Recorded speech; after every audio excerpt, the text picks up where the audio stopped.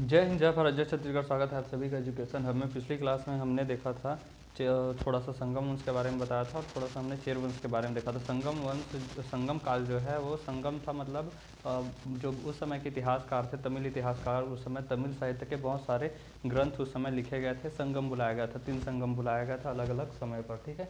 तो संगम काल में 3 महत्वपूर्ण जो राजवंश थे वो भी थे, उसमें थे चेर, चोल और पांड्य, ठीक है। चेर जो थे वो सबसे प्राचीन थे, जो कि आज का केरल वाला क्षेत्र है, ठीक है। वह क्या था? चेर वंश था। चेर वंश के बारे में हमने पिछले क्लास में पढ़ा था, सेनगुप्तवम के बारे में, जो कि सबसे प्रतापी शासक थे और वो उन्होंने कड़गी पूजा यानी कि पत्नी पूजा प्रारंभ की थी और इसके लिए उन्होंने श्रीलंका और जो अन्य जो और देश थे, पड़ोसी देश, उन सभी को बुलाया था, पड़ोसी राज्यों को उन्होंने कड़गी पूजा में बुलाया था। और थोड़ा सा देख लेते हैं कि सेनगुप्तवम के बाद जो है आदिगमन वहाँ के शासक बने। सेनगुप्तवम कड़गी पूजा करने वाले, उसके बाद आदिगमन यहाँ के शासक बने। इन आदिगमन ने गन्ने की खेती प्रारंभ की थी। भारत में गन्ने की खेती जो सबसे पहले प्रारंभ अगर किसी ने की थी तो आदिगमन ने की थी। इतिहास के साथ साथ बहुत सारा छेड़छाड़ भी बाद में मध्यकालीन इतिहास में हुआ है, ठीक है। लेकिन सबसे शुरू किसने गन्ने की खेती प्रारंभ की थी? आदिगमन ने की थी, चेर वंशीय, ठीक है। कुडक्कुयल, ठीक है, जो है कुडक्कुयल, ये अंतिम शासक थे। इन्हें हाथी की आंखों वाला शासक कहा जाता है, क्योंकि हाथी के समान इनका सर था और इनकी आंखें हाथी के समान थी, इसलिए बड़ा सर छोटी आंखें होने के कारण इन्हें हाथी की आंखों वाला कहा जाता है। कि इन्हें कुडक्कुयल यहाँ के सबसे अंतिम शासक चेर वंश के थे।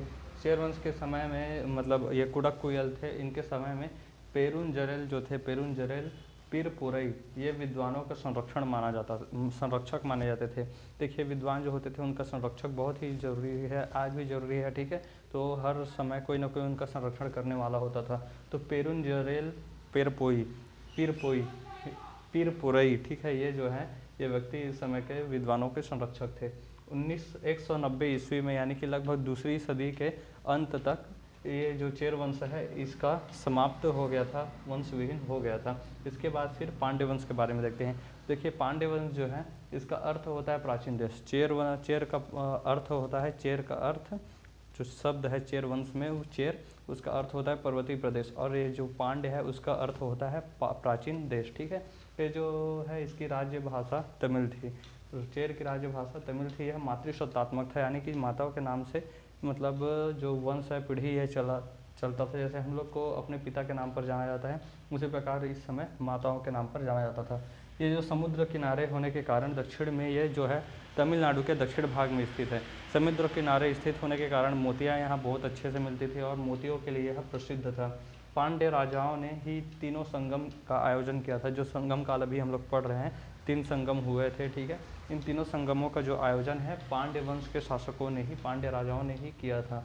प्रथम जानकारी जो है पांड्य वंश के बारे में, यह मेगास्थनीज की पुस्तक से मिलती है, जिसका नाम है इंडिका। बहुत ही फेमस है इंडिका, बहुत बार पढ़ चुके हैं। मेगास्थनीज की पुस्तक इंडिका से इसके बारे में जानकारी मिलती है। इनका जो क्षेत्र था वह तमिलनाडु के दक्षिण भाग में स्थित था, ठीक है। हमारा जो राज्य है तमिलनाडु, आप लोग गूगल मैप का यूज़ किया कीजिए और गूगल मैप में आप लोग तमिलनाडु को देख लीजिएगा, ठीक है। भारत का सबसे दक्षिणतम है राज्य। दक्षिण में तमिलनाडु के भी सबसे दक्षिण भाग में, मतलब यह पांड्य वंश का क्षेत्र था। इन्होंने अपनी राजधानी मदुरई को बनाई थी। मदुरई जो कि मीनाक्षी मंदिर के लिए पूरे विश्व प्रसिद्ध है, ठीक है। मीनाक्षी मंदिर के लिए पूरा विश्व में प्रसिद्ध है। इन्होंने राजकीय चिन्ह मछली को रखा था, कार्प, ठीक है, कार्प कहते हैं इंग्लिश में। मछली जो है उसको राजकीय इन्होंने अपना चिन्ह रखा था। चेर वंश है, इन्होंने क्या है, धनुष को अपना राजकीय चिन्ह रखा है। आगे हम लोग चोल वंश पढ़ेंगे, उन्होंने सिंह को अपना राजकीय चिन्ह के रूप में रखा है और इन्होंने अपने राजकीय चिन्ह के रूप में मछली को रखा है, ठीक है। समुद्र के किनारे थे, मछली को इन्होंने अपना राजकीय चिन्ह रखा है। मोती के लिए प्रसिद्ध था। इससे आप लोग कनेक्ट करके याद करते रहिएगा।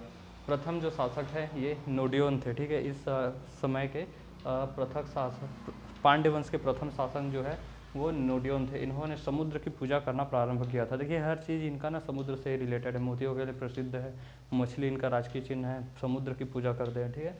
किसने शुरू किया था? नोडियोन, जो कि इसके प्रथम शासक के रूप में, यानी कि संस्थापक के रूप में, पांड्य वंश के संस्थापक के रूप में नोडियोन को जानते हैं। सबसे प्रतापिक शासक जो थे वो नेडुजेलियन थे, ठीक है। प्रतापिक शासक कौन थे? नेडुजेलियन नामक जो राजा थे सबसे प्रतापी थे। 290 ईस्वी में एक युद्ध हुआ था, जिसे तलैया लंगानम के युद्ध के नाम से जाना जाता है। तमिल शब्द है तलैया लंगानम का युद्ध। इस युद्ध में इतने प्रतापित है ये नेडुजेलियन कि आप लोग समझ सकते हैं कि ये तलैया लंगानम का युद्ध है 290 ईस्वी में हुआ था। इसमें इन्होंने चोर वंश, चेर वंश, ठीक है, और इसके अलावा जो 5 अन्य राजा थे, इन सभी राजाओं को युद्ध में एक साथ हरा दिया था। इतने बहादुर थे बिल्कुल एकदम, जिस प्रकार से जो है ना इधर यहूदी वाला देश, ठीक है, इज़राइल ने बहुत सारे इस्लामिक कंट्रीज़ को 7 इस्लामिक कंट्रीज़ को 6 दिनों में चित्त कर दिया था। इसलिए 6 डेज़ ऑफ वॉर के नाम से वो उस युद्ध को जाना जाता है। बिल्कुल उसी तरीके से इतना प्रतापित है ये कि चेर वंश, चोल वंश और अन्य 5 राजाओं को युद्ध में एक साथ हरा दिया था। याद रखेंगे, युद्ध का नाम तलैया लंगानम था। अंतिम शासक जो थे वो थे नल्ली वकोडन। नल्ली वकोडन जो थे उसे वरामर्मन राजसिंहन तृतीय के नाम से जाना जाता है, ठीक है। मरावर्मन राजसिंह तृतीय के नाम से नल्ली वकोडन को जाना जाता है। इन्होंने 5वीं सदी के अस्तित्व में ये जो पांड्य वंश है यह अस्तित्व विहीन हो गया, या फिर पांड्य वंश जो है 5वीं सदी के अंत तक समाप्त हो गया था, ठीक है। इसके बाद जो थे ये छोटे मोटे राजाओं के रूप में थे ज़रूर, लेकिन ये छोटे मोटे राजाओं के रूप में थे और एकदम सामंत की ज़िंदगी ये लोग फिर चोल वंश में जीने लगे थे। चोल वंश के सामंतों के रूप में छोटे छोटे सहायता करने वाले सेना की टुकड़ी में फिर रहने वाले, ऐसे मतलब अस्तित्व विहीन हो गया। खुद इतने बड़े राजा थे और दूसरों की सेना में फिर इनका जो वंश था वो काम करने लगा, समझ लीजिए। इसी प्रकार से तो पांड्यों का जो था रोम के साथ इनका अच्छा संबंध था। समुद्र के किनारे थे, समुद्र से व्यापार होता था, मोतियों के लिए प्रसिद्ध था। राजकीय चिन्ह जो था मछली था। समुद्र पूजन नोडियन ने शुरू किया था, ठीक है। और इनका रोम के साथ अच्छा मतलब संबंध था। इतना अच्छा संबंध था कि इन्होंने पांड्य राजाओं ने अपने दूत को आगस्टक, जो कि उस समय रोम के राजा थे आगस्टस, इसके दरबार में भेजा था। आगस्टस जिसके मतलब नाम पर अगस्त का महीना भी आने वाला है, उसका नाम अगस्त का महीना जो है अगस्त, ये आगस्टस से ही ग्रेगोरियन ने अपने कैलेंडर में इस आगस्टस से ही उसको जो रखा था, ठीक है। देखिए राजधानी जो है ये मदुरई है। इसकी पांडवों की जो राजधानी है वह मदुरई है। इस मदुरई को त्योहारों का शहर के नाम से जाना जाता है, ठीक है। त्योहारों का नगर या फिर त्योहारों का शहर के नाम से जाना जाता है। मीनाक्षी मंदिर जो कि विश्व प्रसिद्ध है मदुरई का। अशोक के शिलालेख हो गया और महाभारत हो गया, रामायण हो गया, इन सब से पांड्य वंश की जानकारी मिलती है। पांड्य वंश की जानकारी कहाँ कहाँ से मिलती है? अशोक के शिलालेख से, रामायण से और महाभारत से, इन सब से मिलती है, ठीक है। और इसके अलावा मेगास्थनीज की पुस्तक इंडिका से भी इसकी जानकारी बहुत मिलती है, ठीक है। मेगास्थनीज ने अपनी पुस्तक में पांड्य वंश को माबर के नाम से जाना। जो हम पांड्य करके पढ़ रहे हैं उसे माबर के नाम से मेगास्थनीज ने अपने पुस्तक में लिखा था। श्री वल्लभा जो अपने शासनकाल में कई सिंचाई परियोजनाओं को लेकर आए थे, ठीक है। जो नाम है ये याद रखेंगे, श्री वल्लभा। इन्होंने अपने शासन के दौरान बहुत सारी सिंचाई परियोजनाओं को लेकर आए थे और इन्होंने बहुत सारे फिर बांध के निर्माण भी शुरू किए थे, ठीक है। इन्होंने बांधों के निर्माण में, सिंचाई परियोजना में जो भी बांध वगैरह निर्माण किए गए थे, नहर वगैरह निर्माण किए गए थे, उसके लिए इन्होंने ईंट और ग्रेनाइट का प्रयोग किया था। सोचिए कितना समृद्ध था। ग्रेनाइट का प्रयोग घर में नहीं कर पा रहे लोग, और ये बांध बनाने में ईंट और ग्रेनाइट का प्रयोग करते थे। मरावर्मन राजसिंह तृतीय जो थे, कुडम्बलूर के तंजावुर में इन्होंने चोल राजाओं का विरोध किया था। किसने? मरावर्मन राजसिंह तृतीय। इन्होंने क्या किया था? जो कुडम्बलूर है इसमें तंजावुर के चोल राजाओं का इन्होंने विरोध किया था। शिल्पाधिकारम जो थे, पुस्तक का नाम है शिल्पाधिकारम। इस शिल्पाधिकारम पुस्तक जिसमें नेदु निजलियम प्रथम, ठीक है, नेदु निजलियम प्रथम जो है, क्षमा कीजिएगा क्योंकि तमिल भाषा में है इनका नाम, तो थोड़ा बोलने में जबान क्या है पलट नहीं पड़ पाता है, ठीक है। नेदु निजलियम प्रथम जो है इसका वर्णन किया गया है।